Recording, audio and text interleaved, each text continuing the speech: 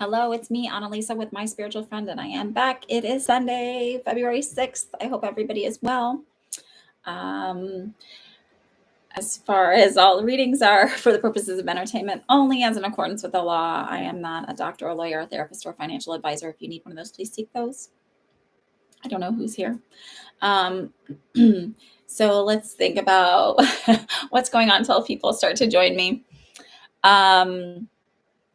Last night I went to go see, my husband bought me tickets for Christmas to go see the podcast Smartless with Jason Bateman and Will Arnett and Sean Hayes.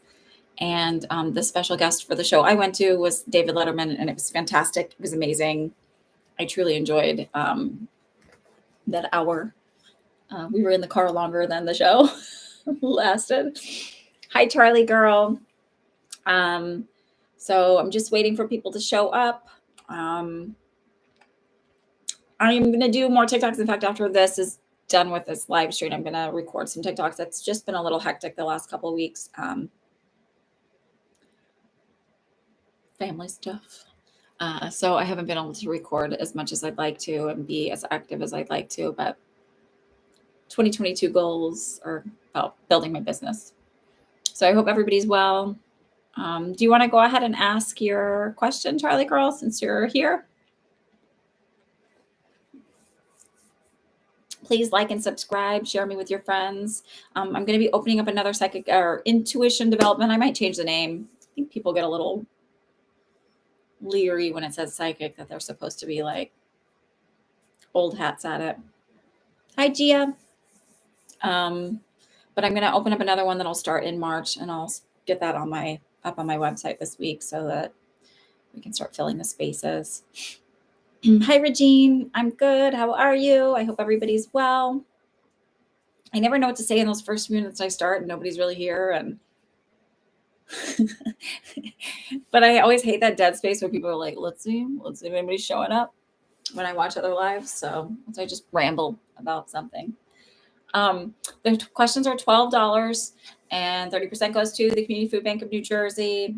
And I'm worth it. These are funny things I've been thinking about lately, like how this came to mind. I don't know if anybody notices this. I don't know if you're in the spiritual community, you start to feel like you get this like guilty thing, like, oh, it's spiritual work, so we should be doing this for free. And then like other people judge other people for how much they charge, and like you're somehow ripping somebody off because you're doing spiritual work. And I kind of was like wondering where that whole theory comes from and why. And I think it's interesting because then, of course, I started thinking about churches, and I'm not knocking somebody being Christian or anything like that, but I look at the way churches were started, and it's like, oh, you should tithe, and you should, well, like look at the Catholic Church, priests aren't supposed to marry, right? So then the money doesn't get passed down to family members that they would make. They're supposed to take a vow of poverty and celibacy and all of that. Same with nuns. The money stays with the church, and you're supposed to tithe. And like these institutions that are like, if you have a spiritual gift, you should give it away for free. And yet the coffers are just filling up and up. So I think that's interesting. But yes, $12 question.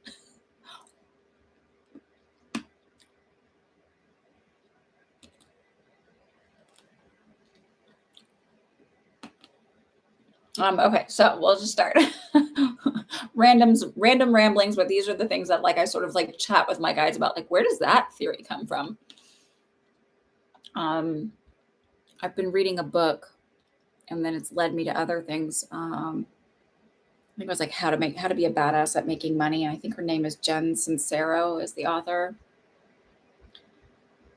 I know her last name is Sincero. And then that led me to another like mindset money book, whatever. Just looking at different belief systems and stuff. Sorry, boring. I don't know. Will I be moving forward in the interview process for the job? I had a Zoom interview with this past Thursday. Oh, thank you, KK. Hi, how are you? I like my rock. That's what I'm looking for. Okay, will you...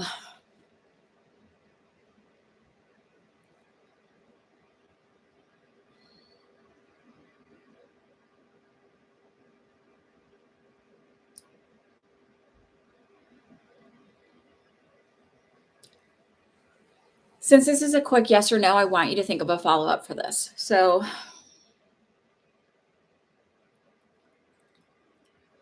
I'm asking this, and then I'm gonna ask it, and obviously there's a delay, so then you can answer whatever, like, while I'm sort of then rambling on with why I'm asking it this way and tell you what I'm getting. Were there several people in that, like, I would say, like, 3 people total, maybe in that Zoom meeting with you that you would have met with? Or are there 3 people in the decision-making process of where we're moving forward? Because I feel like there's mixed answers. So at first I got yes, but it's a lighter yes, and then I heard don't count on it. And that feels like, and I kept hearing don't count on it. I'm like, "Ooh, I don't want to say that." And I heard don't count on it. I'm like, because I want to be like, "Yes, of course you're gonna get it." Like, but I heard don't count on it.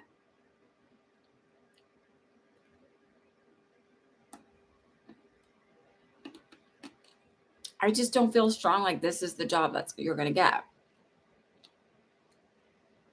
So is there somehow like 3 people,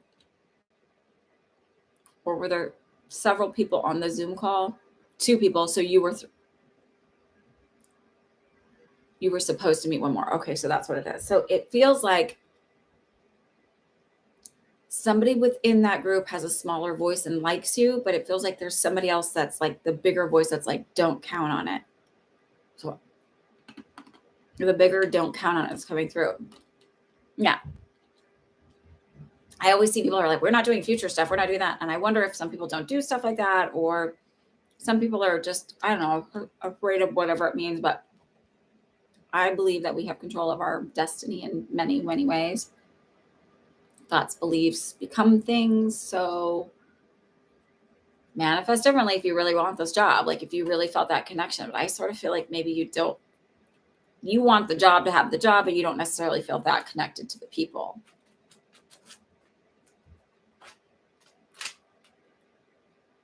And by that, I mean, like, energetically not your cup of tea. But I mean, I worked with a lot of not so great people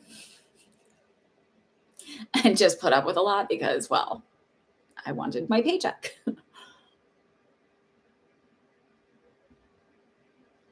What do you mean that's your gut? Oh, what's your gut? Your gut feels the way I said.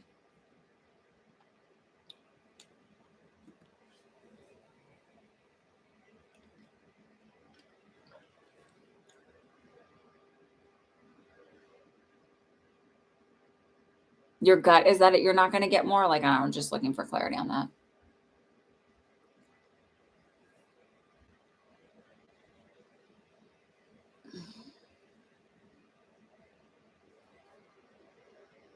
Yeah. So, like, use this as an opportunity then to trust your instincts a little bit, right? I'm really, that's why I do these psychic development circles, and I'm not trying to push it on anybody, but I mean, I think they're fucking badass. So, because I love, like, when people are like, oh my God, when they like, when it clicks to them, how natural intuition is, and how many times we ignore it, and how many times because we don't know what it is, that's like, we, like all of our upbringing and society teaches us that somebody outside of us knows better than us. And I don't know, that's why I love teaching people, like, this is what it is. I'm teaching you how to recognize it because it's been there all along. I'm just teaching you how to, like, then refine it, recognize it and refine it. And it's awesome. And it doesn't mean, like, even I still get readings sometimes, especially when there's too much emotional, that it's hard for me to get out of my emotional head and into, like, just my, like, super calm state. And that's usually with things that are really personal and close to me. But I don't know. Use that as a really wonderful validation. Do you see any more interviews this week? Yeah. Like right as soon as I was like, yep, I heard yes by Friday.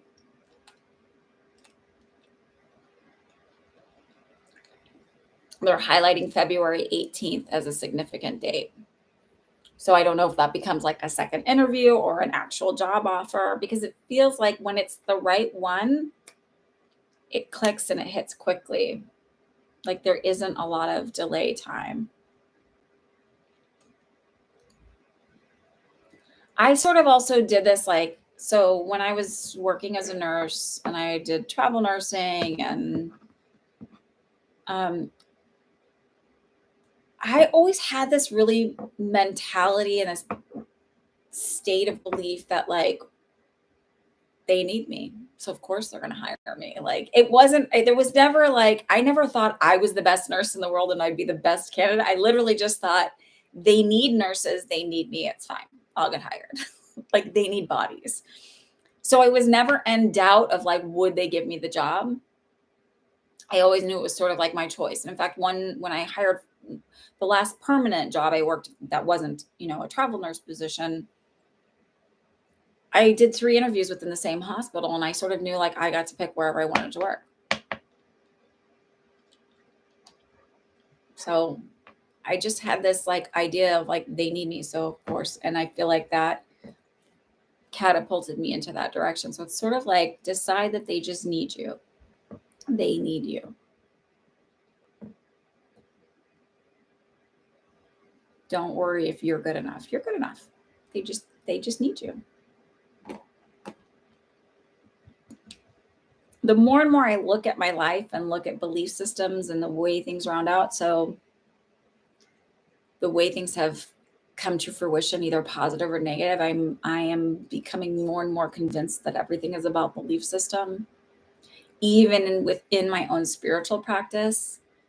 Um, Everything I experience on a spiritual level becomes about what do I believe? So how does it manifest?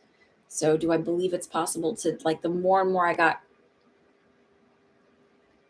don't know. It's just there's something really to it. So even if you look at your own life, look at your belief systems, not how much positive energy out there, and even it's not even always about gratitude. Gratitude is huge, but it's not really. That's like not always how. It's just belief systems. Okay. Devry, Regine, or Nicole, are you here? Nicole Rodriguez.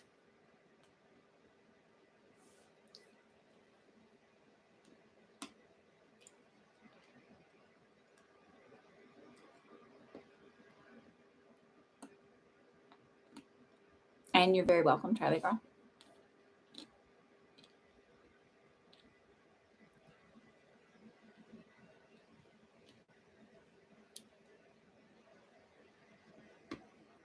Hi, Julia.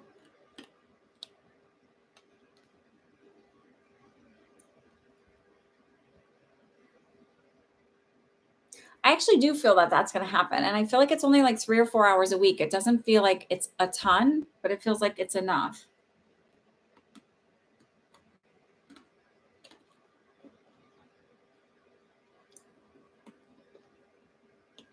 And it even feels like you might even do the work on a Saturday. Like I felt like Friday evening or a Saturday is when you would go in to do the work.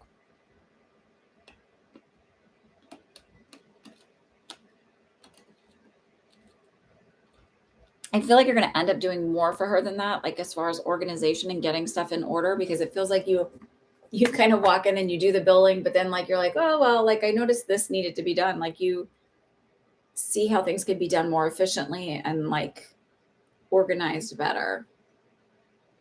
So I don't know if it's like a filing system thing or whatever, but it feels like very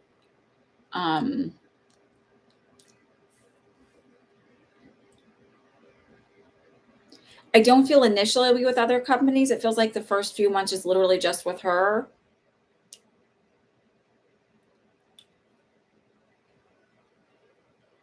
And then it takes on a life of its own. Like, so then maybe it becomes like a consulting type thing where you go and you do that. No, Meg, it's not. I've been thinking about you, Meg, a lot.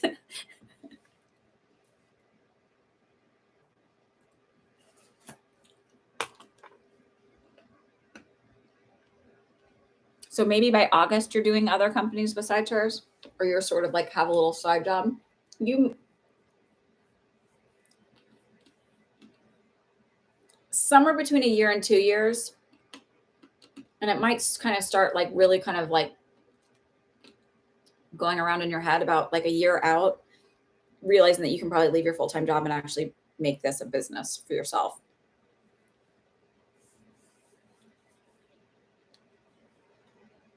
Like earning enough, doing billing for other companies.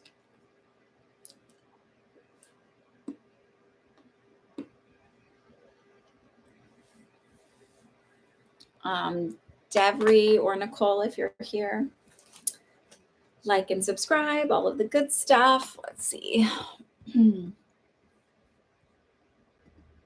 So I don't know if anybody is into manifesting, and okay, I've got Gia 2 lit after Devery and Meg onto the list. But supposedly 222 is going to be a good day for manifesting. I'm like of the belief system that like all of that, when they're like, oh, the full moon, the whatever is the best day for manifesting. I think there's something to it in the sense that so many people believe in it that there becomes a collective energy towards it. But I don't think that it's necessarily like, I don't think that it's just as easy to manifest any other day if you believe that too, right? But I think sometimes when there's a collective belief around it and you see it a lot, that it helps propel your energy to be like, yes, it is true. Just my thoughts.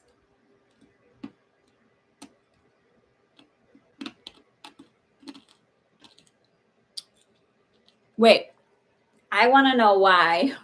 Why is weight loss before 35 so important? Because I want to bust some myths for you.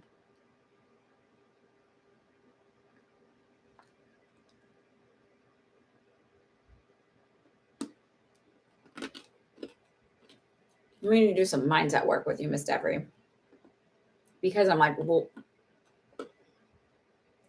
I'm chewing on a, sorry, it's loud, Ricola. Ricola. Sorry. Does anybody do that when there's like if there's a commercial you know really well, like that's the way it'll sound in your head when you're, I don't know, maybe that's my inner voice. Okay. You can have a partner and children at any weight. So let's throw that garbage off the table.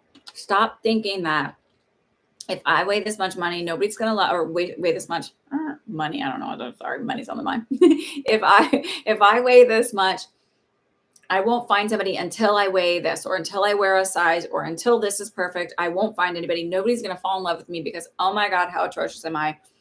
Because I don't have the perfect physical characteristics. If we think that way, then that will be what the belief system is. Oh.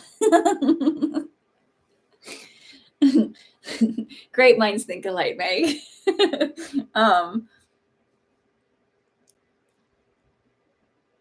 Something my guides told me, and I think I've mentioned this here before, but I think it's really, really important because I've had my own issues with body image and everything else. And I think any woman especially, but not that it doesn't come up with men as well. So I'm not trying to be like, but for a very long time, women have been targeted with the idea of what beauty is, what beauty standards are, what, even when you watch the movies, it's like only the pretty skinny girl gets to fall in love. Like, it's like very rare that you find, like, the only way the heavier girl gets to fall in love and find a partner is if somehow her mind is tricked to believe that she's beautiful, because she's not really beautiful if she's heavy, right? There's all these effed up belief systems. And then like the 90s, there was all the like waif thin, scary heroin chic models. And even when you watch Hollywood movies, like, I'm sorry, but it really, like, the idea that they have to be a certain weight is created and perpetuated by I don't know who, in order to, be successful. And like half the time you can see their fourth intercostal space. Now, let me explain to you that your intercostal space is the space in between your rib cage. So in between the ribs. So not the bones, the spaces in between.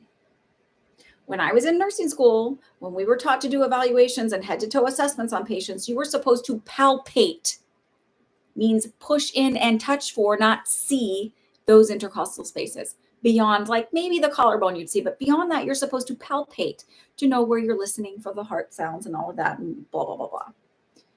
So it's just messed up. So I was sitting on the beach one day and just lying there listening to headphones and whatever. Like my kids were playing next to me with the sand and just looking around. And you know, when you go to the beach, like there's all shapes and sizes, there's all colors, like there's like everybody is completely different, right? Our fingerprints are all different. And my guides were like, you know, because I was having my own insecurities about my body. And my guides were like, you know, look around, look at everybody, all ages. Not one toddler has the same body. Not one woman has the same body. And even if they're the same pear shape, apple shape, whatever, their pockets of cellulite fit differently. Like everything is completely different. So stop thinking I need to look like or I need to be like X, Y, and Z in order to be accepted, loved, adored, or in order for me to be happy. Like, take that off the table.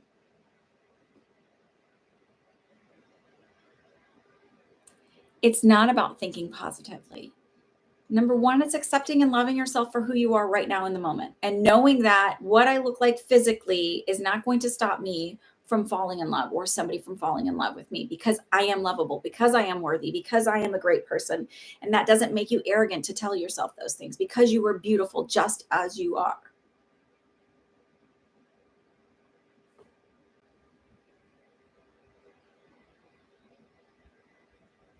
Have you ever heard of those people who have the major weight loss surgeries and then they end up like they're still not set, like where they're not like they're not good on the inside still, like they don't have a solid self-image yet because they don't feel like it's their body, like they still have a hard time feeling good about themselves. It's not the weight that's the issue. It's the mindset. It's the constant over and over things that we tell ourselves. We're not enough. We're not worthy. We're not valuable. And all of that comes from when we were kids. And it's not to blame our parents, but there's generational and societal belief systems that talk about our worth and our value. You know, there's a societal belief system about color. That's racism, right? That teaches you you're not as valuable if you're of a certain color. You're not as supported and celebrated, and you're not as smart. I mean, I can't tell you how many ideas there are about somebody, if they are black or brown, that they're not as smart as other people. Oh, you got into that? Well, it must be because of the color of your skin that you were allowed to get in, not because of your brains. Like there's all kinds of fucked up belief systems that the society perpetuates. There's belief systems that families and religions perpetuate. So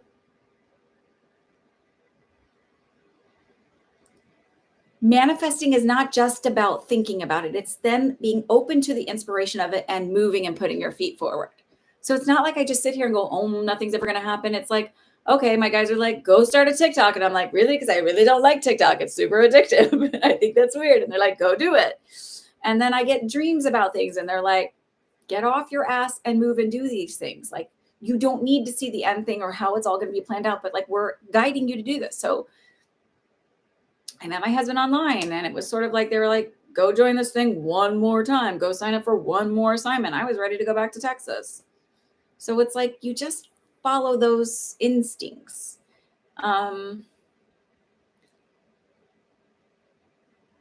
You will be able to manage the weight loss. But I think the most important thing, and I actually feel like sooner than you think, it's like June or July, I'm getting a J around it. But I think that the important, and they're like, it's not going to be as much as you're thinking in your head. You're going to actually feel much better at a quicker rate and be like propelled forward.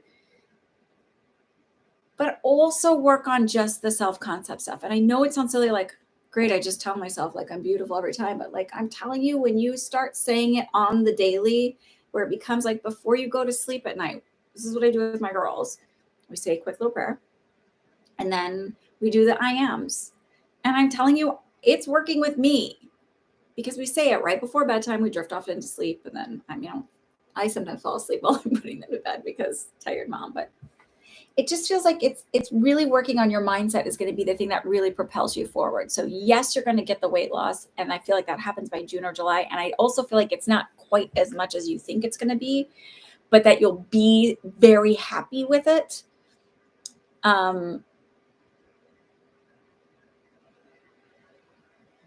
but they're just really wanting to push like the recreating your thought patterns and your belief systems around yourself. It's not about your weight. It's about energetically that you don't think you're worthy enough or you're valuable enough of being loved, and that you're not lovable and you are lovable. So I am lovable. I am valuable. Write it on a mirror with a dry erase marker and stare at yourself in the mirror and read those things to yourself, because you deserve to hear audibly out loud that you are valuable and you are worthy and you are good enough. And everybody deserves to hear those things about themselves.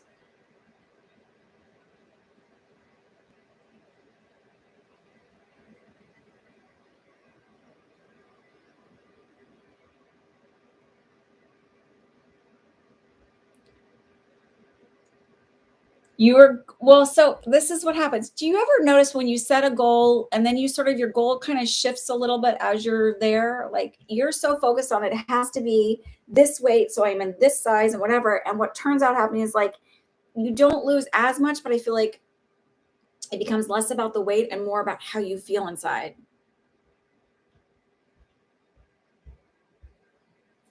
So like where you're like, it doesn't matter that I'm not like, it doesn't feel like it's like super far off, but it just feels like, so say my goal is to lose 35 pounds, I might lose 30 pounds, but I still feel really good around 30 pounds. So I don't feel like I haven't hit my weight.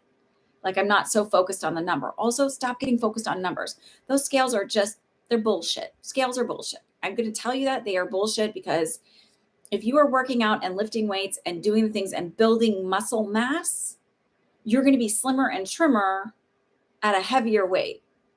There are plenty of examples. Don Saladino showed this really lovely example of this woman who he worked with at the same weight, but she had been working out and eating right. So she was like so much slimmer and fit. She looked amazing, but her weight was like the same. So you have to understand, like, get off of a scale. Look at your macros. Make sure you're eating enough protein, eating the right kind of carbs. So it doesn't mean never, ever, ever eat bread or don't eat rice and potatoes, but it means like measure your carbs. And then like fats, healthy fats. Stay consistent with it. You don't have to do crazy amounts of workouts a week, 3 to 5 workouts a week. You don't have to be in the gym for 50 years, like for 50 hours, whatever. Like you just move, be consistent, and be kind to yourself. And when your body's working out, instead of going like, oh, I'm not strong enough, or oh, I'm dying, like whatever. No, you're not. Your body has walked thousands of miles. That's pretty fantastic. If you put the type of stress and strain on your vehicle or your computer or whatever that you put on your physical body, it would have crapped out within a year. Your body's still going. You're amazing. And you need to remind yourself of that. So your goal is not that it's unrealistic. It's going to shift. That's what I'm telling you is going to happen, where you become much more happy and satisfied, but your goal is going to end up being different than it is. Like I always think it's interesting if I do challenges or whatever, and my coach is like, what's your goal weight? I'm like, I don't have a goal weight. I have a goal feel. So I don't know how much I want to lose, but I know that I want to feel this way in my clothes, that I want to like feel strong. I want to have more endurance. I want to be like whatever. It's never a goal weight anymore, because it's abstract and arbitrary. Like abstract in the thought of like, because I don't know, I just think it's a piss poor idea. Like BMI is sort of a piss poor thing too. Sorry. Not sorry. So you're going to achieve your goal, but your goal is going to be a little different at the end than what you're thinking of it is right now. Nicole, are you here? If not, Gia or Meg can go.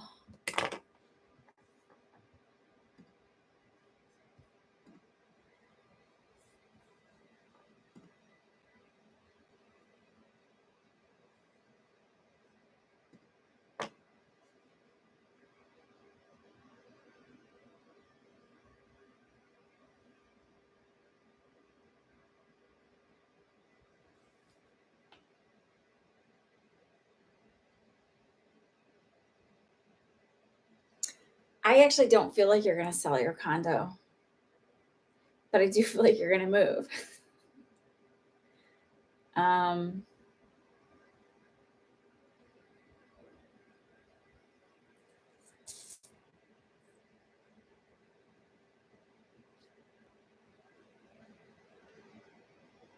so I don't know if it's possible for you to do like a rental type situation where you're renting out your condo.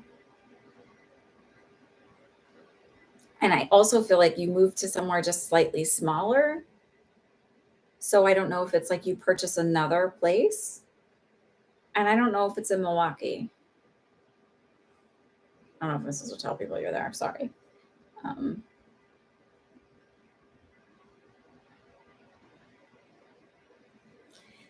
They're not showing me where it is, but they're showing me like, I feel like down. So I don't know if you're moving like down to Chicago or further south from where you are or closer to the Illinois border.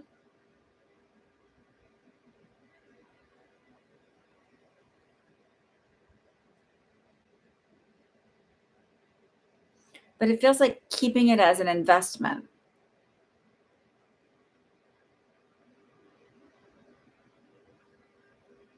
And I just keep hearing now is not the time to sell. And it's not because you wouldn't get money for it, but it feels like it's a better investment and a better return if you wait. And that's like maybe 5 years is what I hear.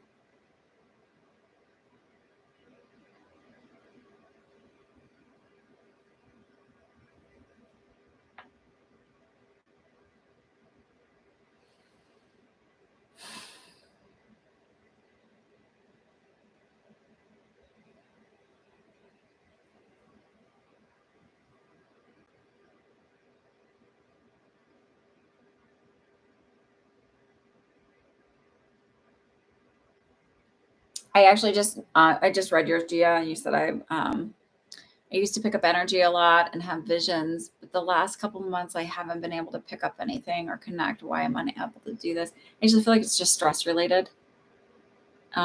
It's not because you're broken or whatever. I just feel like you're so stressed out with everything else that's going on. I feel like the best way for me to explain is like overstimulated. Like it just feels like everything's firing at once. And I'm just doing what I can to hold everything together. And so it's really hard for me to relax and like let go of all of that in order to like feel like your intuition is really just like when you get really good at it, it's just listening to the smaller stuff, like finding the subtle vibrations. And it's like everything is, I just feel so like "Bleh." Like it's hard for me to like let all of that go in order to feel the more subtle stuff.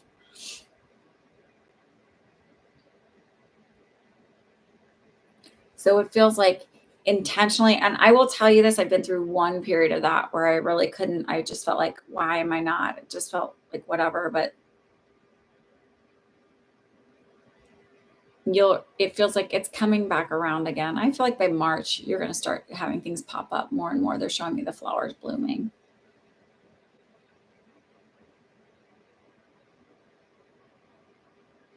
So they're really making me feel like it's important for you to be intentional about breath work and intentional about boundaries and knowing it's okay, like really giving yourself permission to be like, no, period.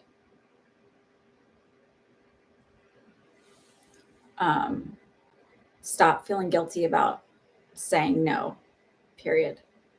You don't owe anybody any explanations of why you're not available. You don't owe anybody an explanation of like why you just need alone time to decompress. Are you neurodivergent by chance? Because it just feels like it's like overstimulation, like too many noises, too much just like everything sort of sets me into a tizzy feeling. Intentional breath work is really important.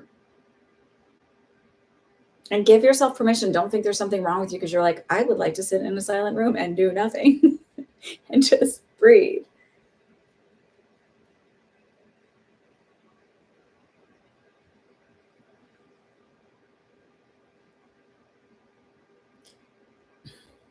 I mean, I say to my kids sometimes, like, I'm overstimulated. I'm going to go take a few minutes for myself. And like, it's not, and I always tell them, like, it's not you, it's me, but I need a few minutes. And I think it's really important to teach people that that's okay to take your, your space and your time to do that and just say, like, I am like too much. Yeah. I think more people need to do that.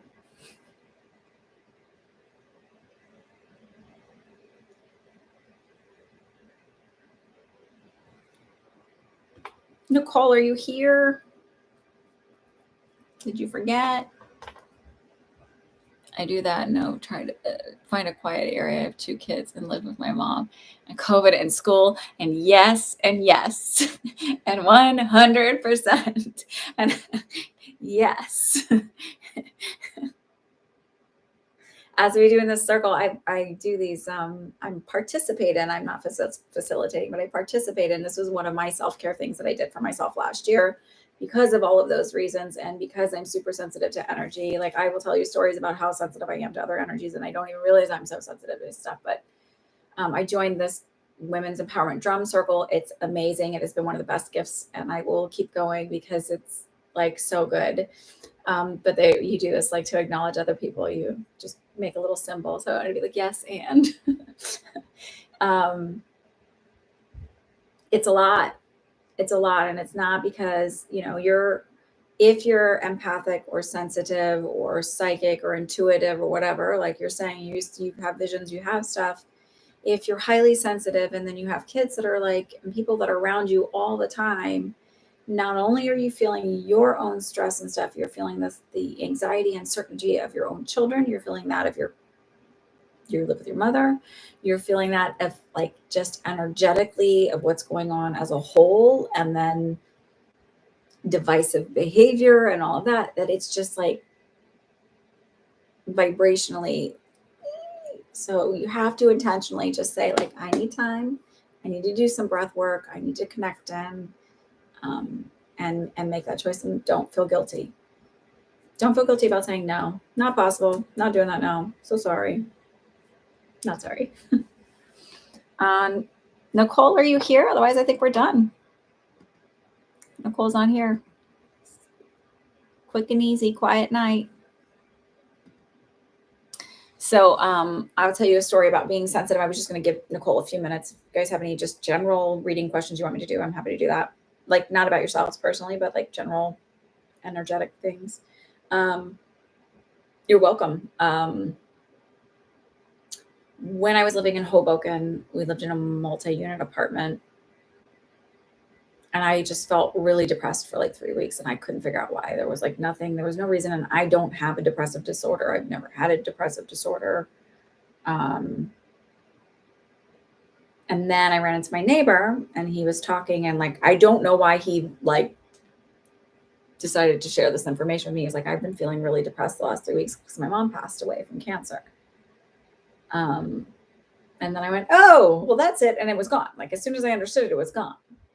But then it makes me wonder, like certain things throughout the years, like this, I realized that I always felt like worse living in multi-unit living arrangements versus single family homes.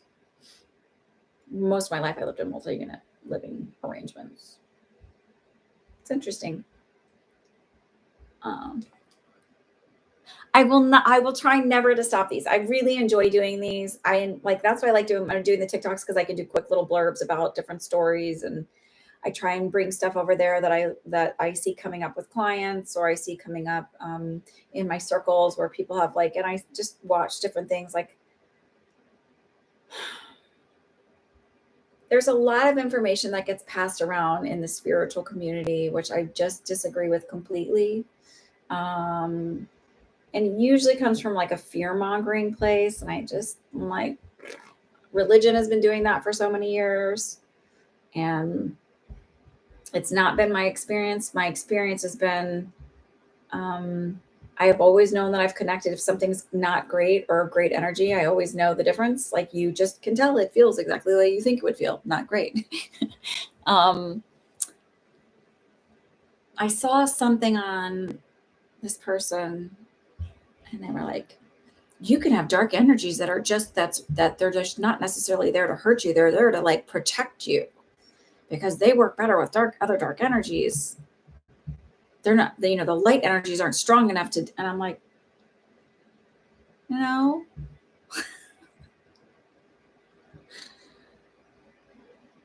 I mean, no.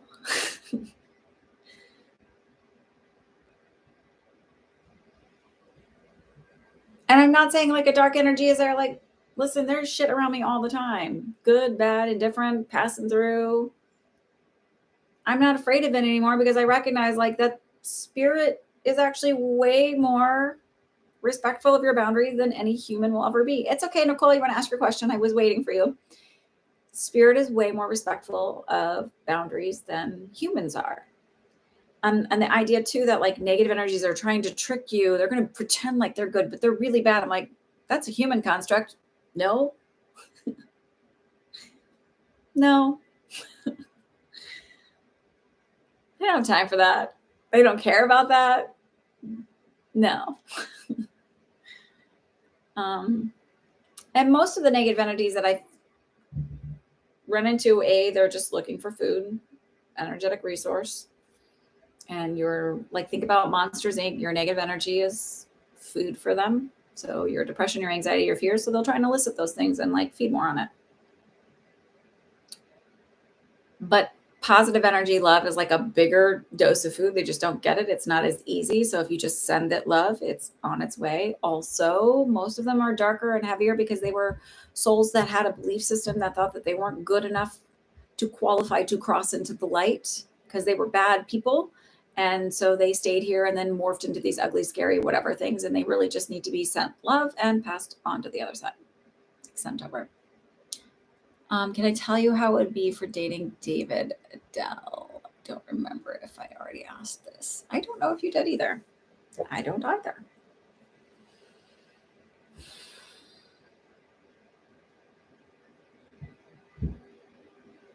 You have one guy that I feel like is always like, there's lessons in everything. I'm like, well, that's an assy thing to say. Like, obviously, there's lessons in everything. Because I was like, should she be? And they're like, there's lessons in everything. So I'm like, mm-hmm.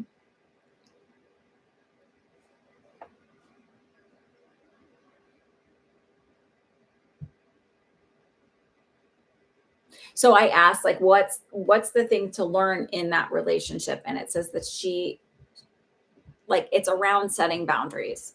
So it doesn't mean you're going to have to set all these, but it's like learning that it's okay for you to set boundaries, that you're still lovable, likable, and like desirable if you set boundaries, and that you like can set them without fear of someone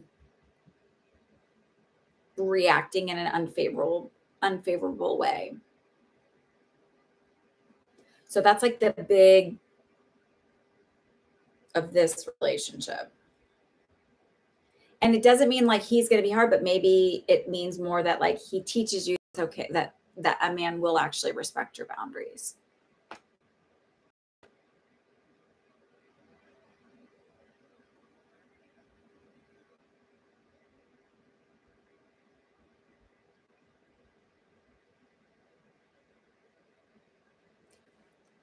I don't want to say he's high maintenance, but like, is he really into like how he looks? And I don't feel like this is necessarily a bad thing, but like he's very concerned about his outer appearance. Actions, setting boundaries around what you're comfortable with, and it could be that could lead into time if you were like, but I don't think he's going to do this. But it's like, I was going to use the example of like, if you're like, yeah, no, I don't do booty calls. I don't think he's going to be like that. But like, I don't do the 4 a.m. call, like, or like, oh, I'm just, like, I just finished doing this thing. If you want to hang out, like, I don't feel like he's going to be like that. I feel like he's going to be very respectful of your time. Okay. So then I'm getting this right. So I'm reading this right. So I feel like he will be very respectful of boundaries, but I also feel like he's very into the way he looks. Like, I don't know if he gets they're like highlighting his eyebrows. So I don't know if he gets them waxed.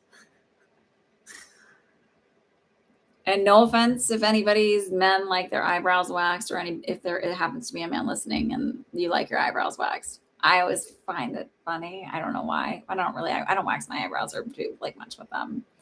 Um, because I think like, I don't know, I think when I look at people, I'm like, it's too perfect. And I sort of like the imperfectness.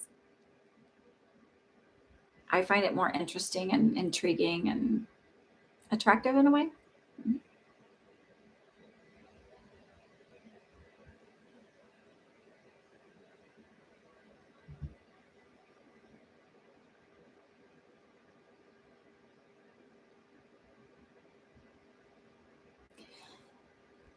I actually feel like it's a good match. Like, and I don't know if this means like marriage, blah, blah, blah, like down the line, but I just feel like it's a good match.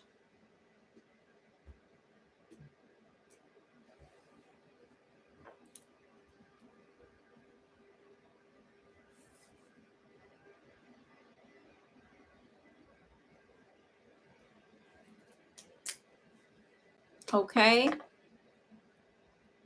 So if that's it, does anybody have any general questions they want to ask real quick? If not, I'm going to say hasta luego. I'll see you next Sunday.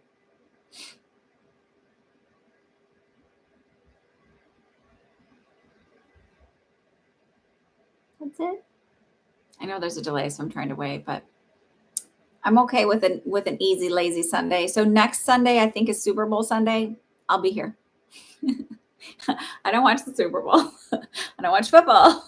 So I'll be here. Of course, of course. So everybody have a lovely week. If nobody has anything they want to ask, question, whatever, check me out on TikTok. I'm going to have soon this week posted another psychic development circle if anybody's interested. I hope everybody has a lovely week, and I will see you next week for sure.